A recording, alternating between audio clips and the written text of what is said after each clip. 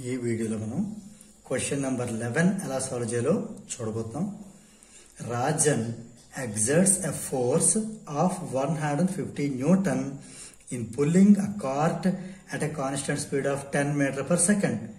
150 Newton SI Newton ఉంది కాబట్టి ఇది ఫోర్స్ ఇండికేట్ చేస్తుంది. 10 మీటర్ పర్ సెకండ్ అనేది ఇవ్వడం జరిగింది. స్పీడ్ ఇండికేట్ చేస్తుంది. ఈ వాల్యూ స్పీడ్ ఇండికేట్ చేస్తుంది. క్వశ్చన్ ఏంటంటే పవర్ P ఫైండ్ అవుట్ చేయాలి. పవర్ని మనం ఫైండ్ అవుట్ చేయాలి. సో మనకి మామూలుగా పవర్ మనకి ఏం ఫార్ములా తెలుసు? పవర్ P అంటే work done W by time taken T.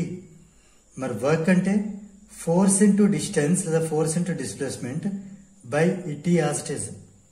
ఇక్కడ నేను ఫోర్స్ మామూలు రాసి ఈ S బై T అంటే డిస్టెన్స్ బై టైం ఇలా పక్కన రాస్తున్నాను. మనకేం తెలుసు? డిస్టెన్స్ బై టైం అంటేనే స్పీడ్. సో పవర్ని ఎలా రాయొచ్చు?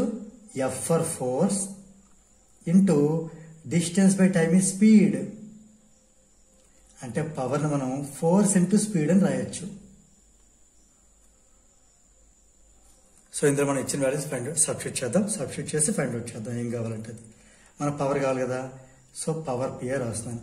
ఫోర్స్ ఎంత ఇవ్వడం జరిగింది? 150 న్యూటన్. స్పీడ్ ఎంత?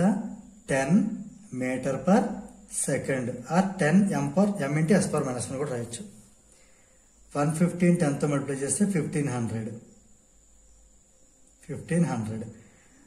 ఇది బేసిక్ గా న్యూటన్, ఇది కూడా meter per second meter per second. ఇవి ఎప్పుడైతే ఇలా బేసిక్ యూనిట్ లో ఉన్నాయో పవర్ మనకి వాట్ అనే యూనిట్ లో ఉంటుంది. సో ఈ కేసులో మనకి పవర్ ఎంత వచ్చింది? 1500 వాట్. సో దీని కన్క్లూజన్ ఏంటి రాద్దాం? క్యాల్కులేటర్ తీసేసి the power exerted is 1500 what. దీంతో మనకి ఈ క్వశ్చన్ నెంబర్ 11 అనేది కంప్లీట్ అయింది.